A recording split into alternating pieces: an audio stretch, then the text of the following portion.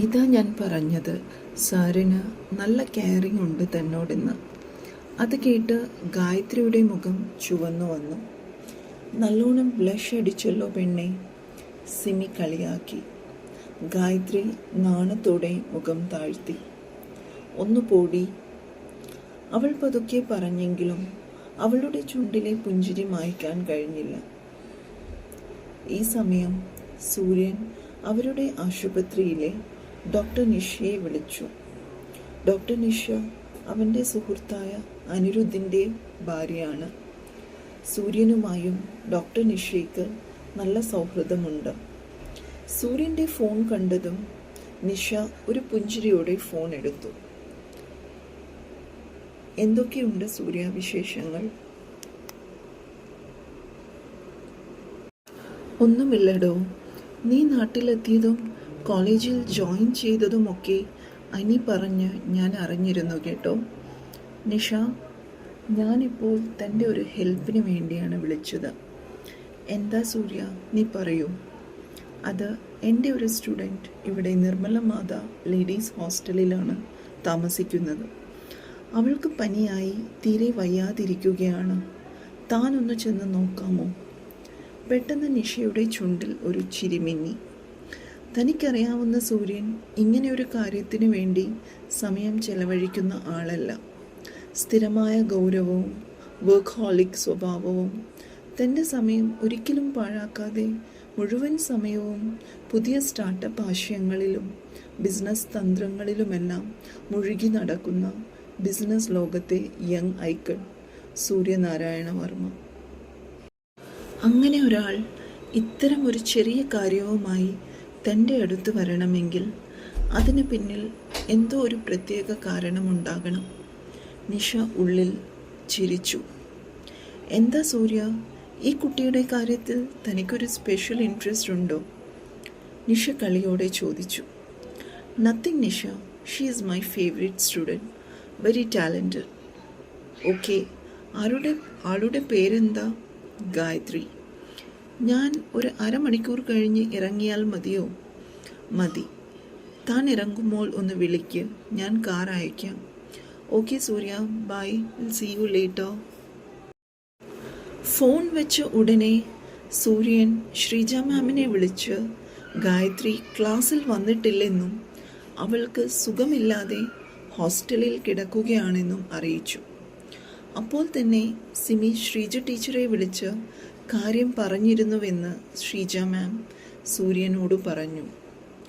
ഗായത്രിയെ പരിശോധിക്കാൻ തൻ്റെ സുഹൃത്തായ ഡോക്ടർ നിഷയെ ഏർപ്പാടാക്കിയ കാര്യം സൂര്യൻ മാമിനെ അറിയിച്ചു. അത് നന്നായി എന്ന് ശ്രീജ മാം പറയുകയും ചെയ്തു. പിന്നീട് സൂര്യൻ ഡോക്ടർക്ക് ഹോസ്റ്റലിൽ പ്രവേശിക്കാനുള്ള അനുമതി ലഭിക്കുന്നതിനായി വാർഡനെ വിളിച്ച് അറിയിക്കാൻ ശ്രീജ മാമിനോട് നിർദ്ദേശിച്ചു. ശ്രീജ മാം ഉടൻ തന്നെ വാർഡനെ വിളിച്ച് ഗായത്രിക്ക് സുഖമില്ലെന്നും ഒരു ലേഡി ഡോക്ടർ അവളെ എക്സാമിൻ ചെയ്യാൻ എത്തുന്നുണ്ടെന്നും അറിയിച്ചു. കുറച്ചു സമയത്തിന് ശേഷം ഡോക്ടർ നിഷ ഹോസ്റ്റലിലെത്തി. വാർഡൻ അവരെ സ്വീകരിച്ച് ഗായത്രിയുടെ മുറിയിലേക്ക് കൂട്ടിക്കൊണ്ടുപോയി. മുറിയുടെ വാതിലിൽ മുട്ടിയ ശേഷം അവർ അകത്തേക്ക് പ്രവേശിച്ചു. അപ്പോൾ ഗായത്രി പുതച്ചു കിടക്കുകയായിരുന്നു. സിമി അവളുടെ അടുത്തിരുന്ന് സംസാരിക്കുന്നുമുണ്ട്. ഡോക്ടറെയും വാർഡനെയും കണ്ടതും സിമി എഴുന്നേറ്റു നിന്നു. ഗായത്രി ബുദ്ധിമുട്ടോടെ കട്ടിലിൽ നിന്ന് എഴുന്നേൽക്കാൻ ശ്രമിക്കുന്നത് കണ്ട് ഡോക്ടർ നിഷ അവളോട് കിടന്നുകൊള്ളാൻ പറഞ്ഞു. ഹായ്, ഡോക്ടർ പുഞ്ചിരിയോടെ ഇരുവരെയും വിഷ് ചെയ്തു. അപ്പോഴേക്കും വാർഡന് ഒരു ഫോൺ വന്നു. അവർ കോൾ അറ്റൻഡ് ചെയ്യാനായി പുറത്തേക്ക് പോയി. ഗായത്രി എന്നാണല്ലേ പേര്? ഡോക്ടർ നിഷ അവളുടെ നെറ്റിയിൽ കൈവച്ചു നോക്കുന്നതിന് മുൻപ് ചോദിച്ചു. ഗായത്രി തലയാട്ടി. ഡോക്ടർ അവളുടെ ടെമ്പറേച്ചറും പൾസും ബ്ലഡ് പ്രഷറും എല്ലാം പരിശോധിച്ച് കുറിച്ചു വച്ചു. എപ്പോഴാണ് പനി തുടങ്ങിയത്? തലവേദനയുണ്ടോ? ശരീരം വേദനിക്കുന്നുണ്ടോ? ഇങ്ങനെ പല ചോദ്യങ്ങളും ഡോക്ടർ നിഷ ഗായത്രിയോട് ചോദിച്ചു.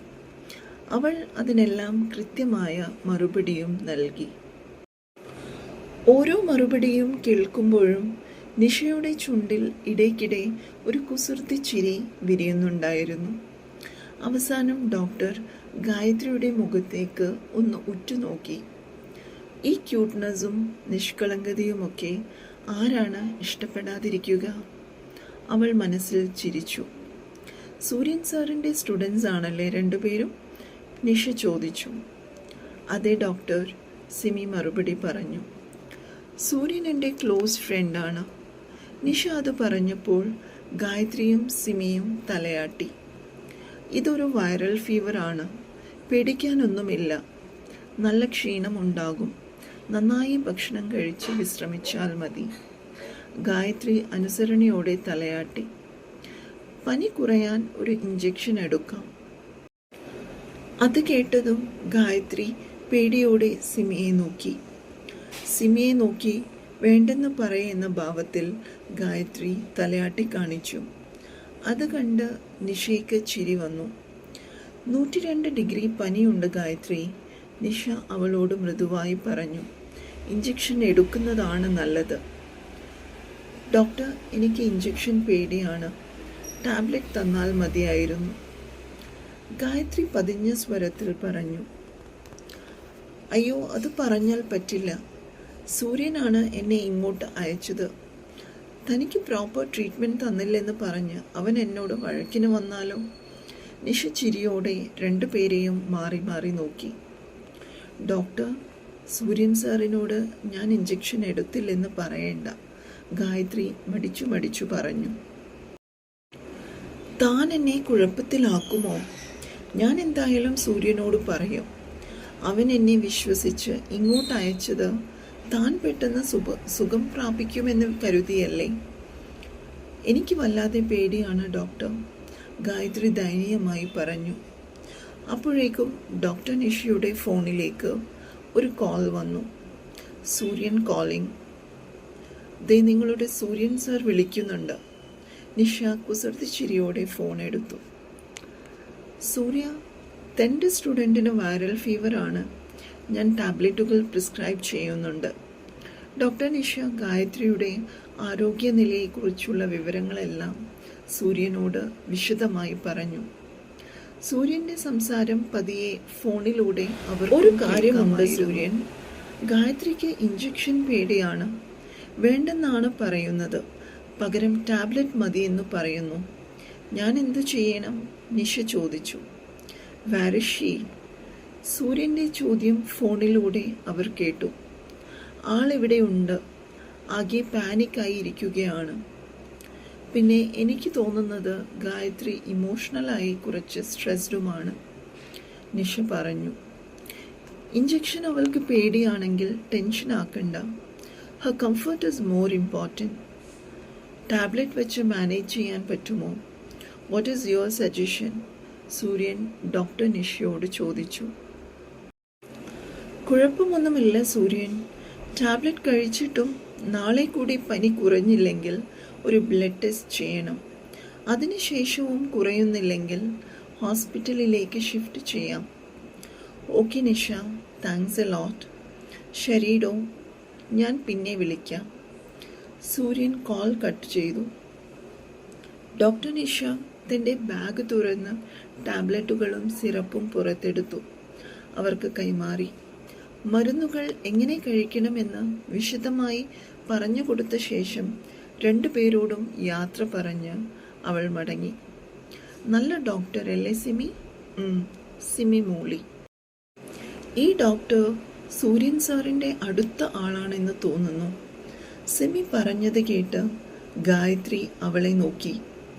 നീ ശ്രദ്ധിച്ചോ? കാണാൻ യങ് ആണെങ്കിലും ഡോക്ടറുടെ കല്യാണം കഴിഞ്ഞതാണ്. കഴുത്തിൽ താലിമാല ഉണ്ടായിരുന്നു. നീ ഇതെന്തൊക്കെയാണ് സിമി നോക്കുന്നത്? ഗായത്രി അതിശയത്തോടെ ചോദിച്ചു. പിന്നെ നോക്കാതെ, ഞാൻ വിചാരിച്ചത് സൂര്യൻ സാറിൻ്റെ ഗേൾ ഫ്രണ്ട് എങ്ങാനും ആണോ എന്നാണ്. ഇപ്പോൾ നിന്റെ സംശയം മാറിയോ? ഗായത്രി കുറവോടെ ചോദിച്ചു. സിമി ഇളിച്ചു കാണിച്ചു. അവളുടെ കൊഞ്ചിക്കുഴഞ്ഞ മുഖം കണ്ടപ്പോൾ ഗായത്രിക്ക് ചിരി വന്നു. അപ്പോഴാണ് ഗായത്രിയുടെ ഫോൺ പെട്ടെന്ന് റിങ് ചെയ്തത്. സ്ക്രീനിലേക്ക് നോക്കിയ അവൾ ഒരു നിമിഷം നിശ്ചലയായി. സൂര്യൻ സാർ ആണല്ലോ. അവൾ സിമിയെ നോക്കി. ഫോൺ എടുക്കൂ, സിമി അവളെ പ്രോത്സാഹിപ്പിച്ചു. ഗായത്രി പതിയെ കോൾ അറ്റൻഡ് ചെയ്തു. ഹലോ ഗായത്രി. സൂര്യൻ്റെ ഗാംഭീര്യമുള്ള ശബ്ദം ഫോണിലൂടെ അവൾ കേട്ടു. സർ, താൻ ടാബ്ലറ്റ്സ് ഒക്കെ കഴിച്ച് നന്നായി റെസ്റ്റ് എടുക്കണം. നാളെ കൂടി കോളേജിൽ വരേണ്ട. വൈറൽ ഫീവറിന് നല്ല വിശ്രമം വേണം. ഗായത്രി ഒന്നും മറുപടി പറയാതിരുന്നതോടെ സൂര്യൻ്റെ നെറ്റി ചുളിഞ്ഞു. താൻ കേൾക്കുന്നുണ്ടോ? ഉണ്ട് സർ. സിമി കൊണ്ടുവന്ന് ബ്രേക്ക്ഫാസ്റ്റ് കഴിച്ചു സർ. ഡോക്ടർ നിഷ തന്ന മരുന്നുകളെല്ലാം സമയത്തിന് കഴിക്കണം. പിന്നെ അധികമൊന്നും ആലോചിക്കാതെ നന്നായി വിശ്രമിക്കണം.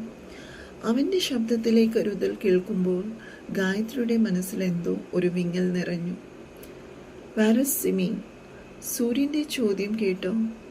ഗായത്രി പെട്ടെന്ന് മറുപടി പറഞ്ഞു.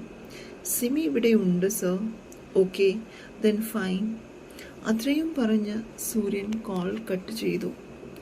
ഫോൺ കയ്യിൽ പിടിച്ചുകൊണ്ട് ഗായത്രി സിമിയെ നോക്കി. സിമി ആകട്ടെ ഗായത്രിയുടെ മുഖത്തേക്ക് തന്നെ സൂക്ഷിച്ചു നോക്കിയിരിക്കുകയായിരുന്നു. എന്താടി? ആ നോട്ടവും ഇരിപ്പും കണ്ടപ്പോൾ ഗായത്രി ദേഷ്യപ്പെട്ടു.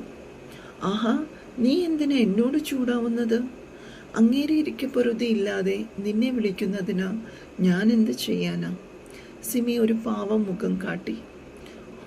ഗായത്രി മുഖം വെട്ടിച്ചു.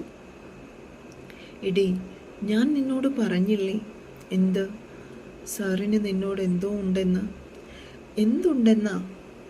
ഗായത്രി ദേഷ്യത്തോടെ ചോദിച്ചു. ആ, അങ്ങനെ വഴിക്ക് വാ, ചേച്ചി മോൾക്ക് എല്ലാം പറഞ്ഞു തരാം, സിമി നാടകീയ ഭാവത്തിൽ പറഞ്ഞു. എടീ, സൂര്യൻ സാറിന് നിന്നോട് പ്രണയമാണ്. മണ്ണാങ്കട്ട, ഗായത്രി ഉടനെ തിരിച്ചു പറഞ്ഞു. എടീ, മണ്ണാങ്കട്ടയല്ല, പ്രണയം, പ്രേമം. എന്ത് സുന്ദരമായൊരു ഫീലാണത്. അതും പറഞ്ഞ് സിമി നാടകീയമായി കൈകൾ വിടർത്തി ഗായത്രിയുടെ ബെഡിലേക്ക് കിടന്നു. പോ അങ്ങോട്ട്. ഗായത്രി അവളെ കുറുവോടെ തള്ളിമാറ്റി. എടി പെണ്ണേ, ഗായത്രി കുട്ടി, നീ ഒന്ന് ആലോചിച്ച് നോക്കിക്കേ. എന്താലോചിക്കാൻ? നിന്നെ പോലൊരു സുന്ദരി കുട്ടി, പഠിക്കാൻ മിടുക്കി, വെരി ടാലൻറ്റഡ്, ടീച്ചേഴ്സിൻ്റെ പെറ്റ് ഗേൾ, ഹാർഡ് വർക്കിംഗ്, നല്ല സ്വഭാവമുള്ള ഒരു പാവം കുട്ടി. ഇതൊക്കെയുള്ളപ്പോൾ ഏത് പുരുഷനാണ് ഇഷ്ടപ്പെടാതിരിക്കുക? സിമി ഗൗരവത്തോടെ പറഞ്ഞു. സൂര്യൻ സാറിനെ പോലെ ഉയർന്ന വിദ്യാഭ്യാസവും മികച്ച പ്രൊഫൈലും ഉള്ള ഒരാൾക്ക് എന്തായാലും പഠിപ്പിസ്റ്റ് കുട്ടികളെ ആയിരിക്കും ഇഷ്ടം. അതിൽ നീയാണ് സാറിന് ഏറ്റവും പ്രിയപ്പെട്ടവൾ. ഗായത്രി ഒന്നും മിണ്ടാതെ സിമിയെ നോക്കി. അന്ന് സാർ വഴക്ക് പറഞ്ഞതും നീ ക്ലാസ്സിൽ ബോധം കെട്ട് വീണതും മുതൽ സാർ നിന്നെ ശ്രദ്ധിക്കാൻ തുടങ്ങിയതാണ്. അതാണിപ്പോൾ ഇവിടെ വരെ എത്തി നിൽക്കുന്നത്.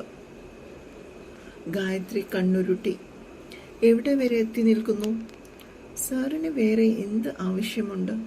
നിനക്കായി താമസ സൗകര്യം ശരിയാക്കുക, നിനക്ക് സുഖമില്ലാതായപ്പോൾ ഡോക്ടറെ പറഞ്ഞയച്ചു നോക്കുക, ഓരോ കാര്യവും അന്വേഷിക്കുക.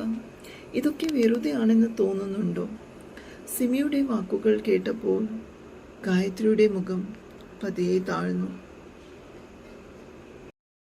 അവളുടെ മനസ്സിൽ എവിടെയോ സൂര്യൻ്റെ കരുതലും ശബ്ദവും വീണ്ടും വീണ്ടും മുഴങ്ങിക്കൊണ്ടിരുന്നു.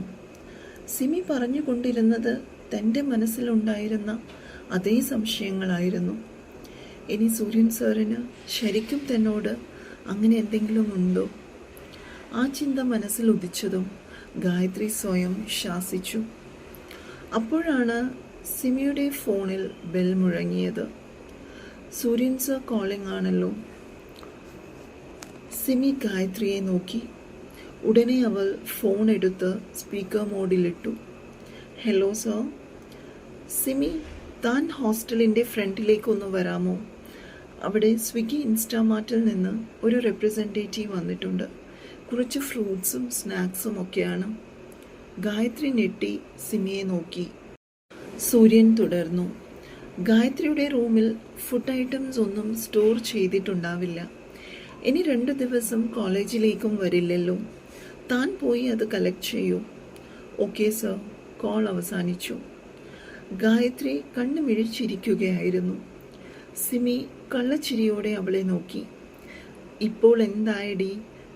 ഞാൻ പോയി കള്ളക്കാമുകൻ സൂര്യൻ സാറിൻ്റെ പാർസൽ വാങ്ങിയിട്ട് വരാം. അതും പറഞ്ഞ് സിമി പുറത്തേക്ക് ഓടി. ആ വാക്കുകൾ ഓർത്തതും ഗായത്രിയുടെ മുഖം ചുവന്നു. സാറിന് തന്നോട് പ്രണയമാണോ? ചിന്തകൾ അവളെ വീണ്ടും വളഞ്ഞു.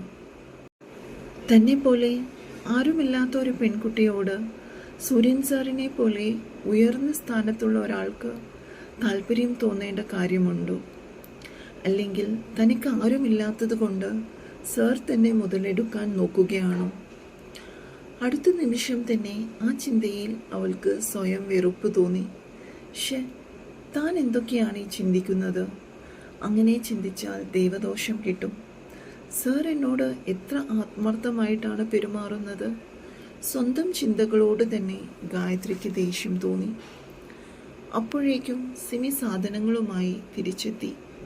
2 വലിയ ബാഗുകൾ നിറയെ സാധനങ്ങളുണ്ടായിരുന്നു. അവളെല്ലാം മേശപ്പുറത്ത് വെച്ചു. പിന്നെ ഓരോ പാക്കറ്റായി പുറത്തേക്ക് എടുക്കാൻ തുടങ്ങി. വിവിധ തരം പഴങ്ങൾ, ഓറഞ്ച്, ആപ്പിൾ, മുന്തിരി, മാതളം, പേരയ്ക്ക, അങ്ങനെ പലതും. 2ാമത്തെ കവറിൽ ചോക്ലേറ്റുകൾ, ബിസ്ക്കറ്റുകൾ, മഫിൻസ്, എലൈറ്റ് കേക്കുകൾ, മിക്സ്ചർ തുടങ്ങിയ നിരവധി സ്നാക്സ് സാധനങ്ങളും ഉണ്ടായിരുന്നു. സിമി അപ്പോഴേക്കും ഒരു ഡയറി മിൽക്ക് പൊട്ടിച്ചു കഴിക്കാൻ തുടങ്ങി. എടി, ഇത് 1 മാസത്തേക്കുള്ള ഫ്രൂട്ട്സും സ്നാക്സും ഉണ്ടല്ലോ, ഗായത്രി അത്ഭുതത്തോടെ പറഞ്ഞു. സാറിൻ്റെ പെണ്ണ് ഫ്രൂട്ട്സും സ്നാക്സും ഒന്നുമില്ലാതെ ഹോസ്റ്റലിൽ പനിച്ചു കിടക്കുന്നത് കൊണ്ട് സ്നേഹത്തോടെ ആളയച്ചു തന്നതാ. സിമിയുടെ കുസൃതിയോടെയുള്ള പരാമർശം കേട്ടതും ഗായത്രിയുടെ മുഖത്തേക്ക് രക്തം ഇരച്ചു കയറി. സിമി, അവൾ നാണവും ദേഷ്യവും കലർന്ന സ്വരത്തിൽ വിളിച്ചു. അത് കണ്ട് സിമി പൊട്ടിച്ചിരിച്ചു.